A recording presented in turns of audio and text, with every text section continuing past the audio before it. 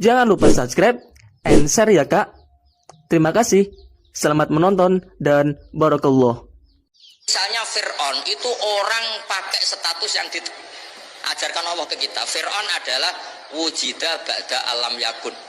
Fir'aun adalah makhluk yang sekarang ada, tapi dulu-dulunya tidak ada. Padahal sebelum ada Fir'aun sudah ada bumi, ada langit, ada matahari.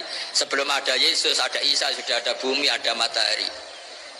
Artinya apa? Zaman langit bumi ada, penyebabnya Isa apa enggak? Enggak kan? Karena dia ada setelah adanya langit dan bumi. Fir'aun juga gitu, Yesus juga gitu, semuanya begitu. Makanya Allah mengajari kita apa? Hal ata alal insani hinum minad dahri lam yakun syai'am madhkura. Katakan manusia itu siapa? Manusia adalah makhluk wujud yang dulu tidak ada. Sekarang banyak enggak orang yang sudah kaya sebelum Pak Jokowi jadi presiden, sebelum Pak SBY jadi presiden, sebelum Pak Karno jadi presiden? Banyak enggak yang sudah kaya sebelum? Banyak kan? Artinya yang mengkayakan itu presiden Pak Allah. Sekarang kamu miskin, kamu nggak bisa nyalahkan Pak Jokowi. Sebelum Pak Jokowi presiden kamu sudah miskin. Ya, artinya yang memiskinkan itu presiden apa takdir? Takdir. Makanya wa anna ila rabbikal muntaha wa annahu adhaka wa abka wa annahu amata wa ahya wa annahu khalaqaz zawjaini dzakara wal unsa. Jadi kita miskin ya karena kehendak Allah, kita kaya semua itu karena Allah. Tapi kita terjebak hukum modern. Nak presiden iki sejahtera, nak iki ora. Ya mungkin secara bahasa syariat mungkin ada benarnya, tapi kita ini kan dilatih ilmu hakikat. Tak ulang malam 13 Dzulhijjah masuk ilmu cek syariat tok. Oh gak pinter-pinter banget cek gobloke kan gitu. Daftar wali kok ilmune ngono iku ora iso. Ini penting saya utarakan, jadi saya ulang lagi. Makanya di Quran itu ilmu tertinggi diantaranya menurut orang tasawuf qulillah tsumma dzarhum fi khaudihim. Saya itu gak pernah takut mati meskipun saya masih muda, karena saya bayangkan mati itu ya baik-baik saja. Ketika saya hidup ya gak tahu cara ngelola nyawa saya, kenapa kok gak pergi. Kamu tahu caranya ngelola nyawa kamu, kok gak mati sekarang? Gak tahu kan? Tahu-tahu masih hidup kan? Tahu-tahu kita macam-macam lah. Sebenarnya kita zaman hidup pun gak tahu cara ngelola nyawa kita, cara kerja jantung kita, cara kerja paru-paru kita. Nanti setelah kita mati pun gak tahu caranya hidup ketika kita. Tapi anehnya kita, mosok manusia sudah dilemah iso hidup lagi. Memangnya kita sekarang bisa hidup karena kita tahu-tahu ya hidup. Ditekdir anak yang melarat, pesek, elek. Orang lain ditekdir anak Kiai, Gus, Mulyo. Kita kan tidak pernah bisa milih bapak ya udah iso. Ngerti-ngerti anak Karmen, anak Karlan itu sudah gak tahu. Artinya gini ya, sudah ya Allah, ketika saya hidup ya tidak tahu kenapa saya hidup, pasti Engkau yang menghidupkan.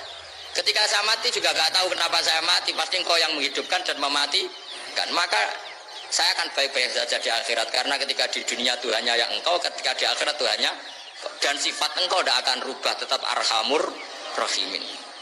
Makanya dulu wali-wali itu kalau mau mati ya santai aja. Saya itu Umar bin Abdul Aziz, itu ulama-ulama dulu, kalau mau meninggal itu kalau keluarganya nangis marah besar. Memangnya mau kemana kamu nangisin saya? Lah kamu kan mau mati. Memangnya mau kemana kalau mati? Ya kembali ke Allah. Susahnya apa? Di dunia ya milik Allah, di akhirat ya milik Allah. Inna sholati wa nusuki wa mahyaya wa mamati lillahi rabbil. Yang aneh sampai harus melarat orang wani mati. Wah aneh tenan. Ya karena sampean tahu mungkin di akhirat lebih miskin lagi kan. Terus repot nah terus. Coba kalau dari awal kita menstatuskan diri kita biyadillah. Inna sholati wa nusuki wa mahyaya wa mamati. Tapi kamu salah status. Mengatakan kehidupan adalah momen untuk mencari kesejahteraan. Kehidupan adalah momen untuk cari karir. Kamu mensifati kehidupan secara salah. Jika kamu terjebak nyari karir, nyari kaya. Coba kalau kamu pakai mazhabnya Sufi, kehidupan adalah pemberian dari Allah untuk kembali kepada Allah. Kematian ya seperti itu. Akhirnya ya santai saja. Inna sholati wa nusuki wa mahyaya wa mamati lillahi rabbil alamin. Istri juga gitu. Saya itu mulai nikah sampai sekarang itu hampir gak pernah tukaran sama istri. Sama istri saya itu sering bilang gini, Gus kali-kali kalau saya ngamuk itu diwales, dilawan. Supaya saya punya musuh katanya. Betul ya? Ya saya bilang gini, Allah itu maha baik sama saya. Ketika harmonis, ganjaran saya ya lewat harmonis itu. Sehingga saya ngasih uang, menyenangkan Anda. Ketika Anda marah, ganjaran saya lewat sabar. Ya sudah, itu semuanya baik. Kalau kamu marah, saya tidak dapat pahala. Makanya kalau kamu marah tak dengerin, ini cara Allah membuat pahala tanpa bayar kata saya. Justru kalau pas rukun itu untuk dapat pahala harus nyervis, jajak nukokno kelambi mahal katanya. boros katanya. Tapi kalau kamu marah ini pahala paling murah, nggak usah biaya, dapat apa? Pahala, cukup sabar. Lu tuh kalau terlatih lama-lama dapat ya biasa saja. Ulama dulu seperti itu semua. Imam Syafi'i itu pernah ada orang baik sekali sama beliau. Orangnya itu munafik padahal. Tapi kalau setelah keluar dari Imam Syafi'i dia memaki-maki Imam Syafi'i. Suatu saat beliau dikasih tahu orang yang tadi muji-muji jenengan itu di luar maki-maki jenengan. Imam Syafi'i itu guyu. Guyu sebenarnya bukan alhamdulillah. Muridnya kan janggal. Ini dikasih tahu gitu. Alhamdulillah. Kenapa Imam Syafi'i dia kan di luar maki-maki jenengan? Berarti aku wong wibawa ning ngarepku rawani. Dianggap enteng saja melihat, berarti aku wong wibawa ning ngarepku ora wani. Ya sudah, terus ketika ditanya, tapi itu kan bahaya bagi Anda karena menfitnah Anda gini-gini. Kata beliau, zaka Allah. Yang kritiknya bahaya itu hanya Allah Ta'ala. Yang lainnya enggak bahaya. Karena ini makhluk dhaif, enggak penting. Loh, kamu sampai tersisa dikritik orang karena kamu nganggap makhluk itu penting. Ini gobloknya sampai ya. Goblok segoblok-gobloknya itu. Coba kalau kamu mensatukan makhluk tetap makhluk, kritiknya tidak penting. Selesai kan? Selesai enggak? Ini problem Anda tidak wali itu, kalau dikritik ya susah. Makanya tidak wali itu problem menurut saya. Makanya saya nggak ingin nggak jadi wali itu kan? Karena hanya wali yang hidupnya itu la khaufun alaihim wa lahum yahzanun. Orang dulu tuh semudah itu hidup, gampang saja. Dulu ceritanya diantara ceritanya manakinya Syekh Ja'far Shadiq itu, kalau ada orang memaki-maki dia itu dikirimi hadiah. Kenapa ya?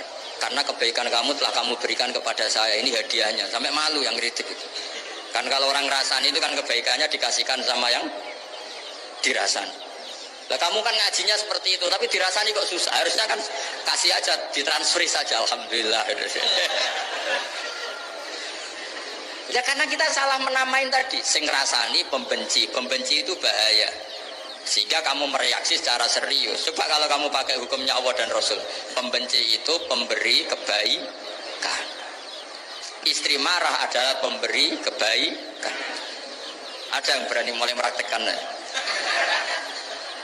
Latih begitu terus. Insya Allah nanti hidup kamu barokah. Itu disebut wa'allama adamal asma. Dan itu yang diajarkan Rasulullah. Rasulullah itu kalau mengajarkan hidup itu gampang sekali. Allahumma ja'alil hayata ziyadatan li fi kulli khairin wal mauta rohatan li min kulli syarrin. Jadi kalau kita hidup anggap saja peluang untuk nambah kebaikan. Kalau kita mati anggap saja akhir dari semua potensi kejahatan kita. Anda sekarang mungkin tidak zina, tapi potensi zina. Anda sekarang tidak korupsi, potensi korupsi. Anda sekarang tidak selingkuh, tetap potensi selingkuh. Nah, Anda saja kalau mati berarti akhir dari segala potensi itu. Alhamdulillah. Makanya saya tuh nggak pernah takut mati. Karena saya misalnya setiap saat mati ya saya nanti akan bilang, ya Allah, ini sudah mau mati berarti mau akhir dari segala potensi keburukan saya. Alhamdulillah. Makanya itu ulama-ulama dulu kalau ada preman mati, saya guys, tonggone ragil muni saya, wah preman kurang ajar, saya guys, tonggone tetap ragil muni saya. Padahal kiai ini muni, saya yang pun mati pun bukan sakit macam-macam nih, pasti. Karena dia dengan mati berarti rohatan mengkuli syarrin, keburukannya tidak terulang lah. Lah keburukan nggak terulang lagi itu saya apa buruk? Saya. Makanya kiainya minta saya guys niki, tonggone cek menengahin, saya guys menengahin. Makanya suatu saat kalau ada gitu kamu harus bilang apa? Saya pun buatan jahat malih pun mati. Jadi kayak apa coba?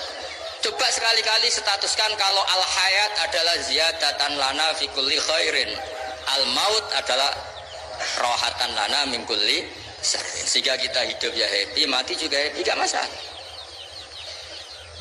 Terus kayak misalnya muni ngene, tapi anak bojoku piye? Memang selama hidup anak bojo bahagia. Ketok ya tambah musibah ya, Cok. Malah sombong lagi kamu, seakan-akan kamu Tuhan yang bisa mensejahterakan manusia. Wong isih urip buat bojomu wis ndonga muga-muga nang mati malah. Karena gak jelas.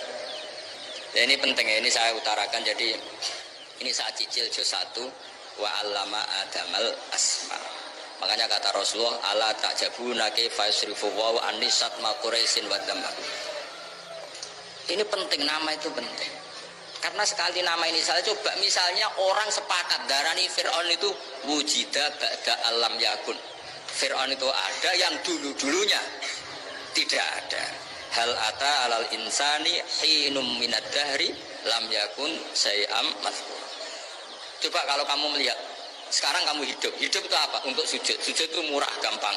Untuk mengenal Allah itu gampang kita kenal, karena Allah itu ad-daru minadh dhahir. Ad-daru dhahir itu Allah, zat yang begitu jelas. Lah mati itu mau apa? Ya menuju Allah. Hidup menyaksikan Allah, mati menyaksikan Allah, itu nyaman. Yang menjadi tidak nyaman karena kamu salah bikin status. Hidup untuk menggapai cita-cita, untuk sukses. Wong komunis yo muni ngono, lonte yo muni ngono, copet yo muni ngono. Rumah samu sing pengen bahagia iku piye tok. Rumah samu sing pengen duwe akeh kuwi tok. Coba copet kamu tanya, kenapa kamu nyopet? Ingin punya uang banyak. Terus kiai tak kok sering dakwah kena opo? Itu repot tuh. Nak jawabe ngono maksudnya. Tapi nak jawabe dakwah nyebarno Islam, aku ora dibayar apa-apa. Waras berarti, napa? Ini penting saya utarakan, makanya saya itu mau ngajar itu diantara itu. Al ismu ya dulu ala musamma. Maka itu hebatnya Quran. Quran itu ketika menjamakkan kata ilah itu diulang. Qul law kana ma'ahu alihatun kama yaqulun, kata Allah. Karena lafaz ilah itu enggak boleh dijamakkan. Itu jamak kriminal. Loh kok tidak kriminal gimana coba? Kalau Zaidun itu satu, boleh enggak kamu mengatakan ja'a Zaidani? Enggak boleh kan? Kalau Zaidun satu, boleh enggak kamu mengatakan ja'a Zaiduna? Enggak boleh kan? Sama ilah itu satu apa dua? Satu. Boleh enggak kamu katakan ilahani, dua Tuhan?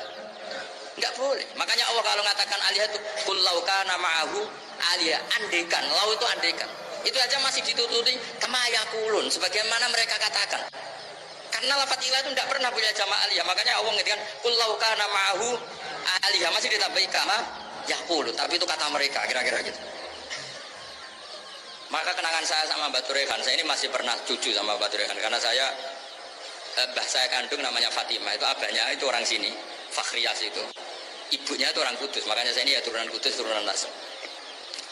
Itu kalau Mbak Turehan, kalau hari kematian Yesus, itu kan ditulis hari wafatnya Yesus. Mbak Turehan kan tentu meyakini Yesus itu Isa itu tidak mati tapi makanya di kalender Kudus sampai lihat itu kan matinya si Isa kan ada dalam kurung si Isa. Jadi yang mati itu si Isa.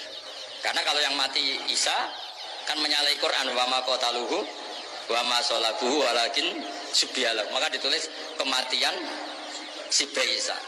Hanya Almanak Kudus, yang lainnya enggak karena sudah ikut bahasa nasional. Saya pernah agak bantah dulu, saya masih muda. Mbok ditulis gini saja, kematian Yesus dalam kurung katanya. Jadi ono-ono aja. Karena saya ini teori Quran. Quran itu kalau ada bahasa salah, itu diulang. Qul law kana ma'ahu aliyatun kama yaqul.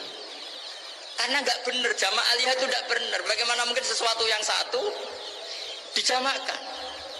Coba kamu bisa mengatakan Zaiduna karena Zaidnya banyak. Kamu punya tamu rojulun, kalau orang banyak rijalun. Kamu melihat satu masjid, masjidun. Kalau masjid banyak, masjid. Masalahnya Tuhan itu tidak pernah banyak, mau satu. Makanya itu hebatnya kamus-kamus yang dikarang orang alim. Bahas tasniahnya ilahun itu lam yujad katanya. Tapi wajaduhu wasamauhu. Tasniah ini enggak ada secara hakikat, tapi mereka ada yang menjamakkan, yaitu mereka-mereka yang salah. Makanya tadi dalam ilmu mantek, kesalahan itu tidak pernah ada, yang ada adalah orang yang salah. Paham? Jadi kesalahan itu tidak pernah ada, yang ada adalah orang yang satu tambah satu pasti dua, nggak mungkin empat nggak ada, lima nggak ada, tapi orang jawab salah banyak. Nah, itu namanya ilmu ya. Makanya yang namanya ismu itu ya dulu ala musamma. Andai kan orang mengatakan Lata Uzza, ini batu yang dipahat oleh si A. Dulu pesennya di Muntilan, batunya dari Mojokerto. Dulu pas bikin tangannya protol, terus disemen, dilakban. Bisa nggak jadi Tuhan kalau dengan status seperti itu? Fir'aun misalnya, dulu nggak ada, lahir ngompolan, tahu ret-reten, ciliknya malah tahu tipas. Terus tua-tua jadi pangeran, aneh nggak tuh? Jadi semua, makanya setiap kemusyrikan itu kata Allah, in hiya illa asmaun samaitumuha antum wa abaukum ma anzalallahu biha min sultan.